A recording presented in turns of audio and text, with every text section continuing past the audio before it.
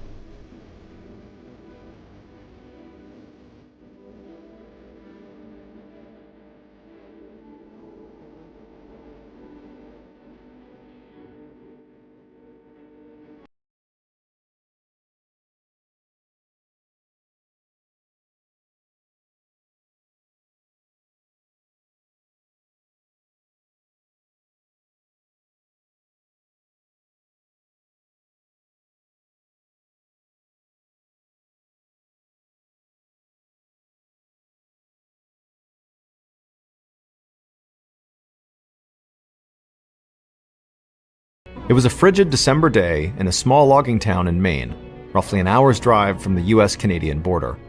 But, despite the falling snow, Christmas shoppers were out in full force. While most of the shoppers hurried from store to store, a small crowd had gathered in front of the police station. The shoppers watched as an officer stapled a poster to a telephone pole. Then, when he was done and stepped aside, they all shuffled closer for a better view. The poster was a sketch of a middle-aged woman. She had a narrow face, thin nose, glasses, and bangs. And according to the text above the image, the police were looking for this woman in connection with a recent double homicide. The murders were horrible. But they were also the most exciting thing to happen in this part of rural Maine for as long as anyone could remember. So despite the cold and the need to go buy Christmas gifts, these shoppers all stood there studying the sketch and discussing whether it looked like anyone they knew. And these shoppers were so caught up in their conversation that they didn't notice a bundled-up figure hurrying past them on the sidewalk. And this figure slowed down just long enough to glance at the poster and recognize the face in the sketch, which bore a striking resemblance to their own face. Then, before anyone could notice them, the figure turned and hurried off into the falling snow. But before we get into that story, if you're a fan of the strange, dark, and mysterious delivered in story format, then you've come to the right podcast, because that's all we do, and we upload twice a week, once on Monday and once on Thursday. So, if that's of interest to you, please give the Follow Button's phone number to as many telemarketers.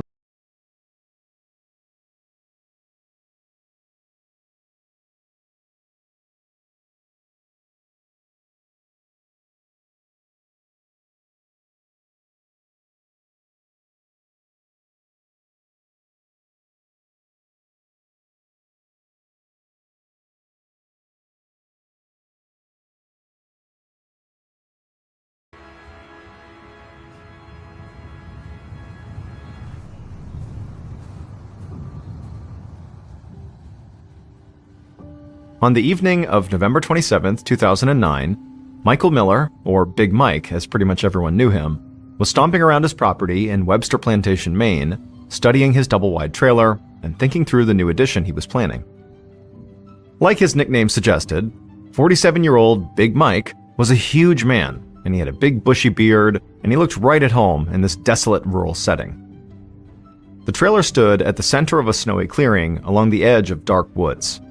There were no other buildings in sight, since Big Mike's closest neighbor lived almost 20 miles away. His hometown of Webster Plantation wasn't really a town at all. It had a population of 85 people, a one-room town hall, 2 roads, and no streetlights. There had never really been much to do there, aside from, creek fishing and taking in the nature, and for a lot of people, working at the local lumber mill. Big Mike had been a seasonal employee there for 29 years. But just 1 week ago, he'd been laid off. The loss of his job had stung, but he wasn't too worried. He and his wife Val lived frugally, and so they had enough cash stowed away to get by until he found another job. Big Mike was just about to head back inside when he heard a vehicle approaching. He turned to see a pair of headlights sweep through the trees. Then a familiar white Ford Explorer came into view and pulled up to his mobile home. It was his 2 sons, 27-year-old Mike Jr. and 26-year-old Matt. Mike Jr., the oldest son, was like a smaller, clean-shaven version of Big Mike. But Matt was a lot different. He was skinny and pale, with a buzz cut and tattoos along his neck. Matt also had heavy shadows under his eyes, like he hadn't been sleeping well. Big Mike had not expected to see his kids tonight, but was happy for the visit. So he walked up and gave them each a big hug and invited them inside. Then he called out to Val that the boys had stopped by for a visit, and within seconds, his wife appeared from the kitchen with a tin of her famous coffee cakes in hand. At 47 years old, Val was a very energetic and petite woman who looked even smaller standing next to her hulking husband. The family snacked and caught up, and then Val reminded everyone that they had a birthday tomorrow. Matt's baby daughter was turning 1. However, Matt still had not told anyone what the party plans were. Matt said they weren't really planning on doing anything, which Val immediately insisted was ridiculous. She said if Matt didn't want to plan something, well, she and Big Mike would be more than happy to host the party at their place. Matt tried to dissuade her, but finally just caved and agreed to let her host the party as long as it was small. Just immediate family, along with Mike Jr., Matt's girlfriend, as well as Mike Jr.'s best friend, Nate. The three of them were practically family anyway. Then Matt excused himself and asked if Big Mike could step outside for a moment. Big Mike's jaw instantly tensed. He could guess where this was heading. And sure enough, the moment they were outside together, Matt asked his father if he could borrow some money. Matt began talking about how he hadn't worked in months and was struggling with all the costs of a new baby. He couldn't even afford gifts or a cake for tomorrow. That's why they hadn't planned a party. When he finally finished his spiel, Big Mike told Matt not to worry about the cake. He and Val would be happy to pick one up before the party. But he couldn't lend Matt money at the moment. For one thing, Big Mike told his younger son that he'd himself just been laid off from his job at the mill, so money was tight for him. And more importantly, he couldn't trust that Matt would actually use the money for his family. Matt looked absolutely furious at his father's response, but he did not push the issue. He just shook his head and headed back into the mobile home, where he asked if Mike Jr. was ready to go. The boys left a few minutes later, giving Val a kiss on the cheek before climbing into Matt's Ford Explorer. Big Mike watched the SUV disappear into the forest, wondering if he had been too hard on Matt. Then he heard Val calling, and he turned to head back inside.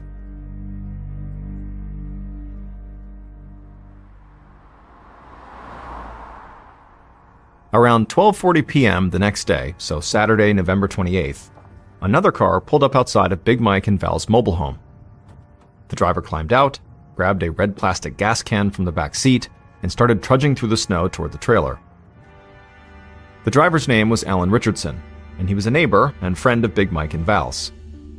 Alan had borrowed the gas can from Big Mike a few days earlier, and he was here now to return it. However, when he reached the trailer and knocked on the door, no one responded.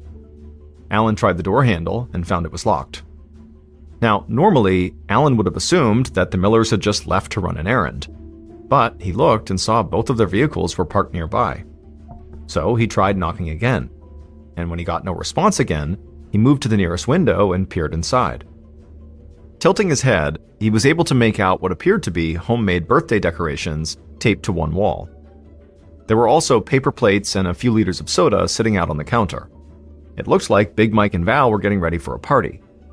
But just then, he noticed something disturbing on the kitchen floor.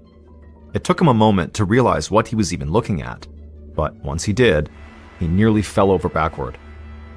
Because Big Mike and Val were both sprawled on the floor beside each other, not moving. Once Alan got over the initial shock, he rapped on the glass and called out to them, but they didn't move at all. Alan's hands shook as he pulled out his phone and punched in 911. The moment the dispatcher picked up, Alan told them he'd just discovered the Millers unconscious in their trailer with the door locked. He asked if he should break in and try to help them, but the dispatcher told him that could be dangerous. Whatever caused the Millers to collapse could still be in there, whether it was an electrical problem or a carbon monoxide leak or something else. And so the dispatcher instructed Alan to simply wait until the authorities arrived, which unfortunately would take a while since the nearest police station was over 30 miles away.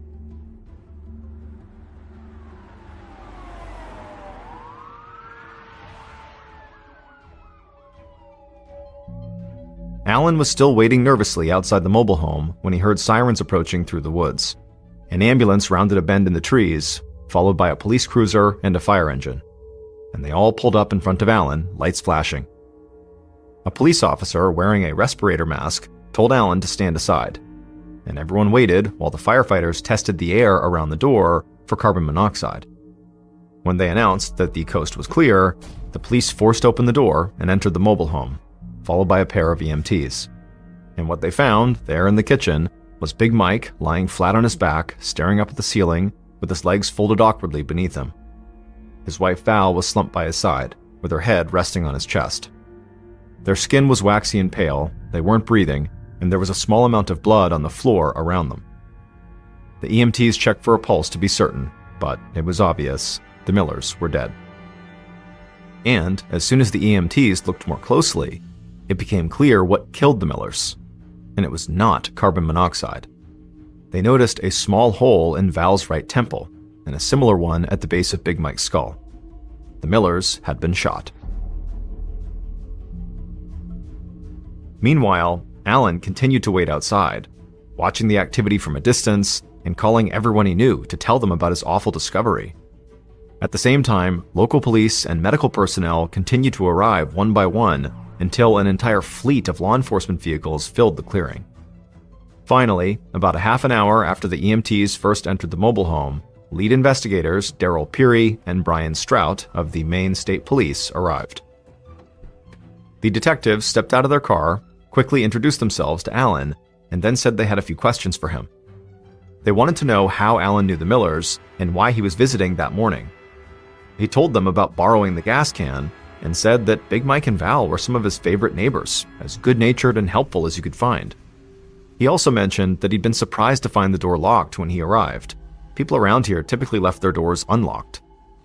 The detectives collected Allen's contact information and then told him he could leave. After that, they headed inside. Detective Peary's first thought upon entering the mobile home was just how neat everything was. When he got the call for 2 potential deaths at a trailer in the woods, he sort of half expected the place to be a cluttered mess, possibly even a drug den or meth lab. Instead, he found a tidy living room full of family photos and birthday decorations. This was a well-cared-for home. A very crowded home at the moment, since police officers were still busy photographing everything in sight. The detectives slipped through the crowd and made their way to the kitchen, where they found the medical examiner crouching over the Millers. Detective Strout leaned down close to examine the bullet hole in Val's right temple. As he did, Peary commented that there wasn't a lot of blood in the kitchen for a pair of gunshot wounds, and the medical examiner agreed, explaining that the murder weapon had to be a small, underpowered handgun like a .22. The detectives perked up when they heard this, because they knew such a small gun like a .22 would most likely be used at very close range, and if Big Mike was shot up close from behind, it suggested one of 2 things. Either he had been held at gunpoint and executed, or he knew his killer and trusted them well enough to invite them into his kitchen and then turn his back on them.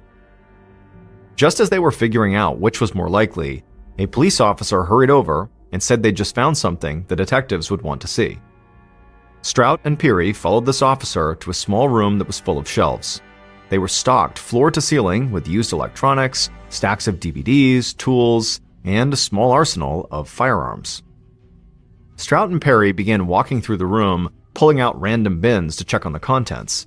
They couldn't imagine what all this merchandise was doing here. But before they could figure it out, there was a commotion outside.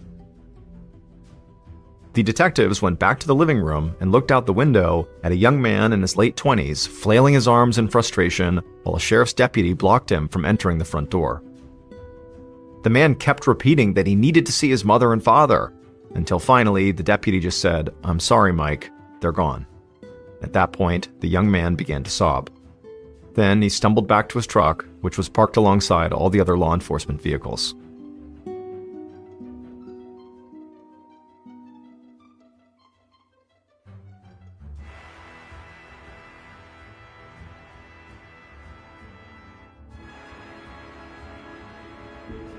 By the time the detectives reached the man, he was sitting in the driver's seat with the door open, repeatedly trying to call someone on his cell phone. Strout and Peary introduced themselves to the young man, who replied that he was Mike Jr., the Millers' oldest son. They asked him why he had come to his parents' place, and he explained that he just heard from a friend that there was some kind of an accident at his mom and dad's place. And so he had rushed over as fast as he could, but he'd never expected to learn that both of his parents were dead. Mike Jr. said he had spent the last few minutes desperately trying to call his younger brother, Matt. Mike wanted to be the one to break the news before Matt heard it from someone else. But unfortunately, Matt wasn't picking up. Now, Mike Jr. set his phone aside and turned to Strout and Peary. He had the look of a man who was in shock. But he said he wanted to help and then offered to tell them anything they wanted to know. The detectives asked him if there was any reason he could think of that somebody might want to hurt his parents. Mike Jr. said what most people say in this situation right after they lose a loved one. He said his parents were great people and everybody loved them. However, as he said this, a worried look came across his face, and he told the detectives that while his dad had worked at the mill, whenever times got tough, he would supplement his income with a lucrative side hustle, operating a pawn shop and loan shark business right out of his mobile home. He said his father also bought and sold prescription narcotics. The whole operation was unlicensed and totally illegal, but this far from civilization, most people didn't care. Big Mike had a long list of regular customers who would often stop by out of the blue. This information cast the murders in a whole new light for the detectives. Big Mike and Val weren't just some respected couple mysteriously gunned down in their family home. They were the owners of a shady, illegal business that very likely could have turned their trailer into a revolving door of unsavory characters. And the detectives figured Big Mike must have had large amounts of cash on hand to run his loan business. Maybe a desperate individual who did business with Mike saw him as an easy target. Detective Strout was now itching to get back inside the mobile home and verify whether anything was missing. But first, he asked Mike Jr. when he last heard from his parents. Mike Jr. said he'd spoken to his mother around 10 a.m. that morning to firm up details for his niece's birthday party, which Big Mike and Val were supposed to host that afternoon at their mobile home. Mike also said it sounded like his parents weren't alone because when he spoke to her, he heard people talking in the background. And he actually recognized one of the voices as his cousin, a man who was named Clayton Giddon. The detectives made a note that Clayton Giddon could have been the last person to see the Millers alive. After they wrapped up with Mike Jr., Detective Strout called the state police headquarters to try to get background information on Clayton. At the same time, Peary went back inside the trailer. He wanted to get a second look at the storage room where Big Mike had been running his business. And when he got back there and looked around at the cluttered space, it was impossible to say for sure whether anything had been taken. That is, until Peary found an orderly stack of ledgers on a shelf. Flipping through these pages, it quickly became clear that Big Mike had kept meticulous records. Everything he'd bought or sold and every dime he lent was marked and dated. And from the information on these records, Peary could see that a safe where Mike stored jewelry and other high-value items was clearly missing. He also couldn't find one ledger book from the set, which looked like it was the one that was used to track Big Mike's loans. And so Peary was thinking more than ever that robbery had to be the motive for the murders when his partner, Detective Strout, came in to join him. Strout said he had just spoken to the office, who had given him an address for Clayton Giddon, Mike Jr.'s cousin. He was located in the nearby tiny town of Springfield. Strout told his partner that Clayton was apparently an avid hunter, which meant he very likely owned a lot of guns. Now, both detectives were even more eager to talk to him.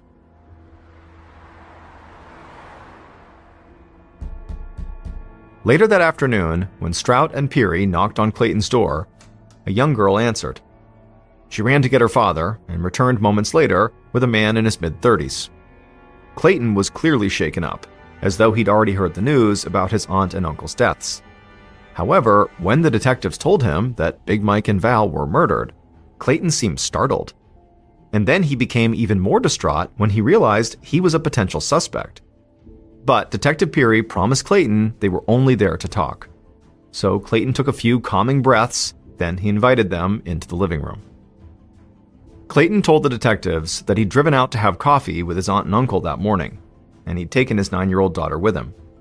When they arrived at their mobile home around 10 a.m., Big Mike and Val were at ease and looking forward to the birthday party later that day. There was no sign of any trouble, and the couple did not seem like they were in danger.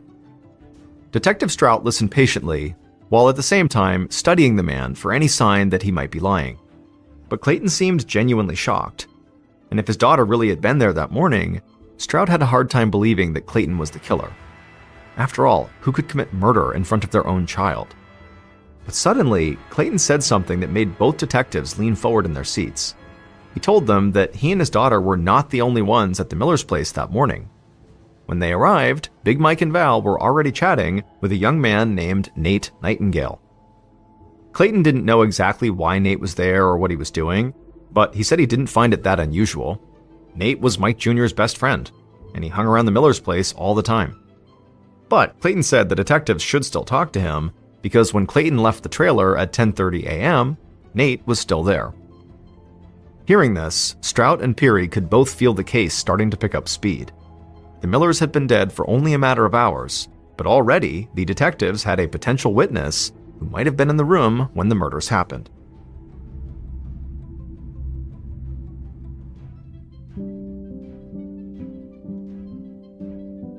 When the detectives met at the state police office the following day, November 29th, they found new information waiting for them. The autopsy results had come in, and they confirmed that Big Mike and Val were killed with a .22 caliber pistol. This cemented the detectives' suspicions that they'd both been shot at close range, likely right there in their kitchen. The office had also pulled Big Mike's phone records, showing that he'd called a friend at 10:40 a.m. The detectives would contact this friend, and they would confirm that yep, Big Mike had called them, and during their conversation, nothing had seemed off. That left a narrow 2-hour window when Big Mike and Val could have been shot.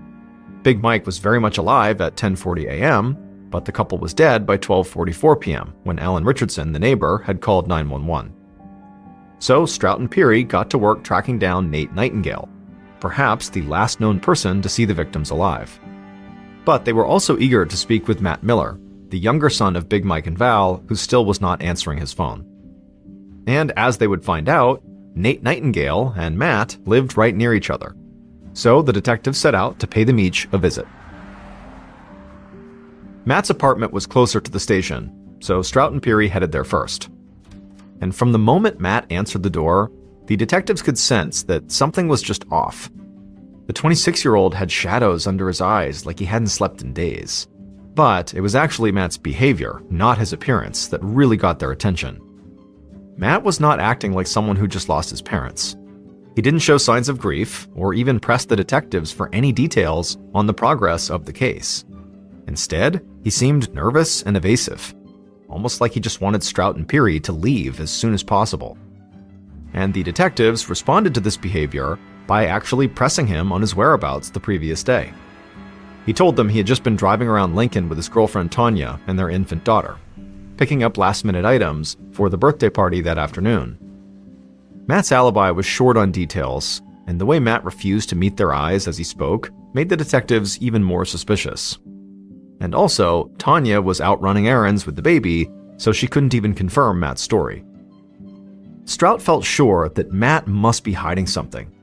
So he tried asking about his relationship with Big Mike and Val. Was he on good terms with his parents? Matt brushed the question off, saying of course he was on fine terms with them. They were his parents. And then after that, no matter what the detectives asked, Matt gave similarly curt responses.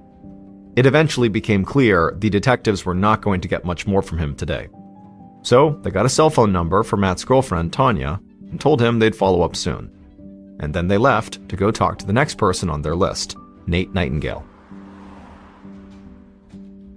After their interview with Matt, speaking to Nate was like a breath of fresh air. From the moment Nate answered the door, he was polite and eager to help. Nate was clearly upset and told the detectives that he'd been close to the Millers for years. He had been best friends with Mike Jr. since high school, and he considered the Millers' trailer like his second home. Detective Peary asked Nate what he had been doing at the Millers' trailer on the morning of their murders.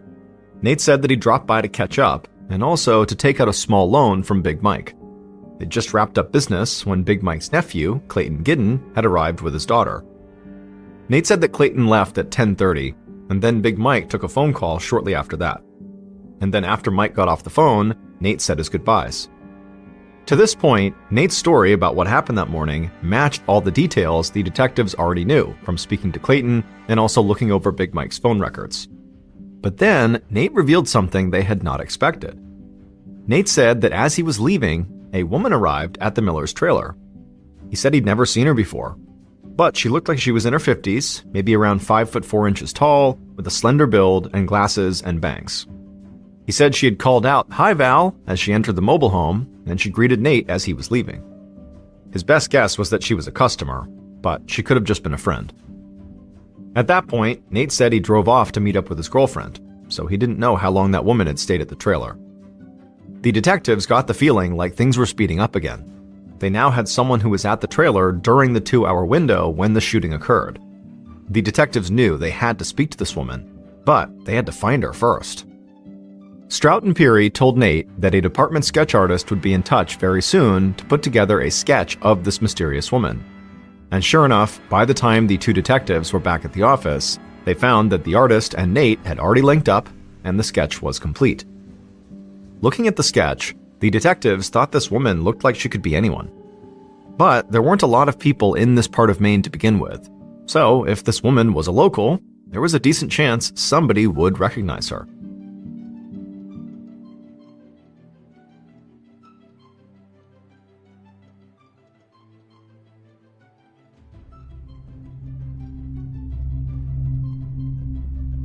On December 1st, 2009, so 3 days after the Millers' murder, the detectives hosted a press conference where they officially disclosed what many people already knew. The Millers' deaths had been ruled a double homicide. Then, they also released the forensic sketch of the mystery woman, saying she was an important person of interest in the case. Anyone who recognized her was encouraged to call the investigators as soon as possible. Right after the press conference, police posted copies of the sketch all over town, while others went door to door asking if anyone knew the woman. And soon, calls started to come from people all around the state who said they did recognize her. The detectives were just starting to look into these tips when Matt Miller's girlfriend, Tanya, finally returned their call from 2 days ago. They asked her where Matt had been on the morning of the murders, wondering if she would confirm Matt's claim that she'd spent the morning driving around with him looking for gifts. But instead, Tanya insisted she had not been with Matt at all that morning. She said on Saturday morning, Matt had walked out the door without saying where he was going. And for the next 2 hours, nobody could reach him, which was extremely frustrating considering they were supposed to be getting ready for their daughter's birthday party that afternoon. She said he finally returned around noon, but refused to say where he'd been. The detectives were astonished. Matt had clearly lied to them, and his own girlfriend was now saying that she herself didn't know where Matt was during the time of the murders. They considered driving over to pick Matt up for questioning, but decided to hold off until they could gather more information. The detectives already knew Matt had a criminal record. There was an outstanding arrest warrant out for him for writing bad checks. But now, Strout and Peary wondered if he might be involved in more illegal activity. For the next 3 days, the detectives quietly contacted people throughout the area, pressing for information about Matt. And what they learned was that Matt was clearly addicted to prescription drugs and had recently begun selling personal items, including his own Xbox, so he could buy more. And Matt's older brother, Mike Jr., had told them that Matt had asked his father for a loan on the night before the murders, when the brothers had dropped by. Big Mike had apparently turned him down, most likely because he knew Matt would simply blow the money on drugs. But the most damning tip of all didn't have anything to do with Matt's addiction or his criminal past. A local resident told the detectives they'd seen Matt's white Ford Explorer in the vicinity of his parents' house on the morning of the murders. This was something Matt had never disclosed to the police, and it potentially put him at the scene during the 2-hour window when Big Mike and Val were murdered. At this point, Strout and Peary knew it was time to talk to Matt again. They were not quite ready to charge him with his parents' murders, but the facts were quickly stacking up against him. So on December 3rd, 5 days after the murders, they arrested Matt on that outstanding bounced check charge and brought him in for questioning. Once they put him in a room, they pushed him hard, telling him they knew he killed his parents. And Matt just denied everything, while at the same time becoming increasingly emotional. But after hours of intense interrogation, Matt stuck to his story that he never would hurt his parents, and even the detectives started to wonder if they had it wrong. So they ultimately sent Matt back to a holding cell and then stepped out of the interview room to regroup. And that's when they got a tip that reassured them they were on the right track. A local man called to say that on the evening before Big Mike and Val were killed, Matt had called him up looking to buy a gun. He even specified he wanted a .22 caliber pistol, which, according to the autopsy, was the type of gun used to commit the murders. The man said the firearm sale had not gone through, but the detectives figured Matt still could have kept on looking and eventually gotten his hands on a .22. With this new tip, the detectives marched back into the holding cell where Matt sat on his bed and told him what they'd learned. Matt immediately insisted that the tip was false, saying he never tried to buy a gun that night. But the stress of the interrogation was clearly wearing on him, and finally he broke down and confessed. Not to murdering his parents, but to lying about his alibi. He said that on the morning of the murders, he was meeting with a drug dealer not far from his parents' place. He bought some pills and then went into the woods to take them. He later lied about it because he didn't want to incriminate himself and because he was ashamed that he was off getting high while he was supposed to be getting ready for his daughter's first birthday party. Strout and Peary were skeptical of Matt's tearful confession, especially after all the lies, but they agreed to check out his new alibi and see if there was any truth to it.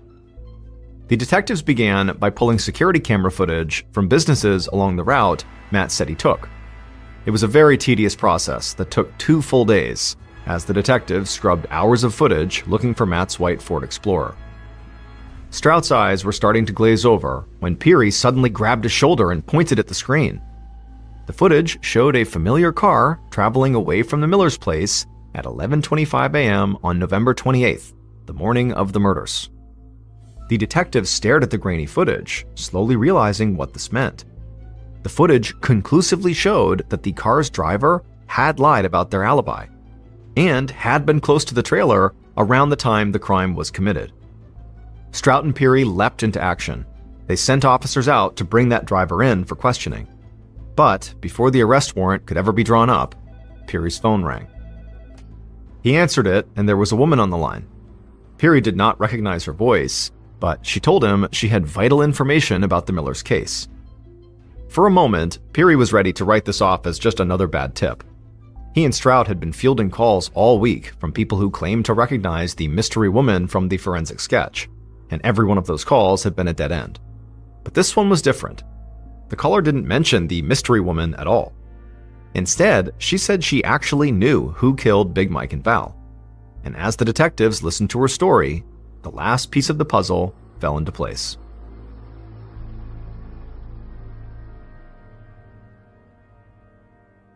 Based on the evidence collected at the crime scene, security camera footage, and interviews conducted throughout the investigation, the following is a reconstruction of what police believe happened to Michael and Valerie Miller on the morning of November 28, 2009.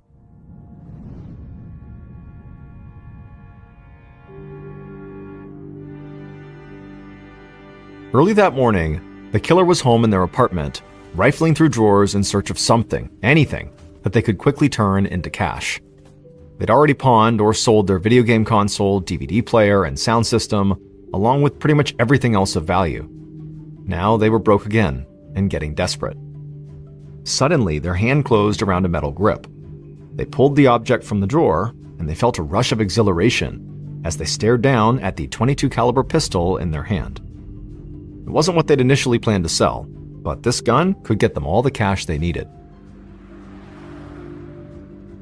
A few hours later, the killer was standing in the Miller's mobile home, talking to Big Mike in the kitchen. After their desperate morning search, the killer finally felt calm. Finally, the conversation with Big Mike moved past chit-chat to business. The killer pulled the pistol from their jacket and held it out, asking how much Big Mike could offer for it. The killer wasn't here to shoot Big Mike. They had come to pawn the gun. Big Mike looked the weapon over thoughtfully, then gave his answer. The killer blinked, then shrugged and nodded, feeling a bit disappointed. It was less than they had hoped for, but probably a fair offer for the tiny pistol. Big Mike handed the gun back over and said he would need to grab his business ledger from the storage room, and then he turned, but before Mike took a single step, the killer's finger brushed against the trigger. The hammer was still cocked from Big Mike's examination, and the gun went off. The killer jumped from surprise as Big Mike collapsed, his enormous body slumping to the floor of the kitchen. Val screamed and rushed into the room, instantly dropping to her husband's side. In an instant, the killer realized what they'd just done. They had shot Big Mike in the head. Maybe Val would believe this was an accident. Maybe she wouldn't. But right now, all the killer wanted was for her screaming to stop. Without really understanding why, the killer raised the gun and fired, this time on purpose. Val's scream was cut short as a bullet hit her in the head, and she collapsed onto her husband. The killer just stared down at the crumpled bodies, horrified by what they'd just done. The situation felt so unreal, but as the seconds ticked by and Big Mike and Val didn't move, the killer knew they were dead. Then, the killer realized that if they didn't want to spend the rest of their life in prison, they would need to get out of the mobile home right now. And they were about to flee when a thought suddenly struck them. They came here for money. and Big Mike would not be needing money anymore. Besides, it might be good for the killer if the police thought the shooting was part of a robbery. So, the killer ran for the storage room. They threw the door open and stood there for a moment, taking stock of the guns and electronics. The killer knew they couldn't carry very much, so they decided to take the safe. Before leaving, the killer stopped to consider Big Mike's business ledgers. They knew these books would include the sizable loans the killer had taken out from him in the past. And this made the killer nervous. So the killer quickly flipped through the pages of the ledger books until they found one containing their own name. They tucked that ledger under their arm, picked up the small but heavy safe, and left the storage room. They avoided looking at the bodies on the kitchen floor as they shuffled past, and they just continued to drag the safe out of the mobile home back to their car. Before leaving, they doubled back to lock the trailer's door. With any luck, that would delay the bodies from being discovered, and hopefully buy the killer a bit more time. A few minutes later, the killer was speeding away, and they were so focused on just getting out of town that they didn't notice the closed-circuit cameras aimed at the road. When Detective Strout and Detective Peary reviewed the camera footage 2 weeks later, they didn't see the white Ford Explorer they were looking for, because Matt Miller was not the killer. It was Nate Nightingale, the best friend of Mike Jr., who the Millers had treated almost like a third son.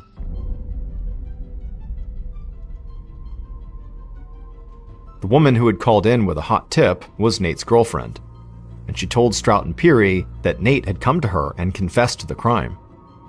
Nate was arrested on December 12th, and shortly after that, he would admit to everything.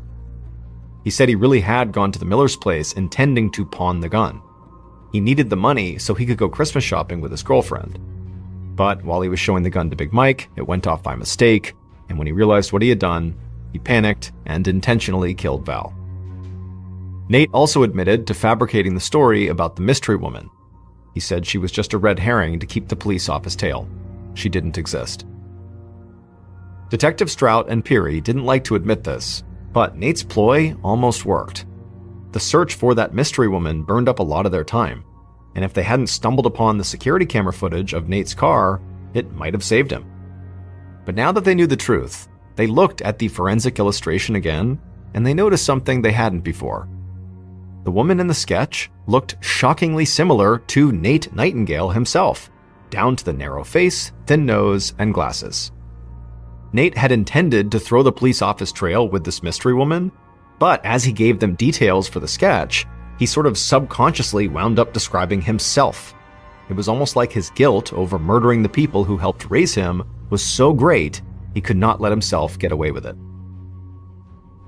Nate was sentenced to 40 years in prison for murdering Val. Big Mike's death was treated as manslaughter, for which Nate received 15 years to be served concurrently. Big Mike and Val's sons, Mike Jr. and Matt, sat stone-faced at the sentencing, while Nate tearfully apologized for destroying their family. Neither brother responded, but they stayed and watched while he was led away in handcuffs. Ever since, the two brothers have celebrated Matt's daughter's birthday a week early so that on November 28th, they can also remember their parents.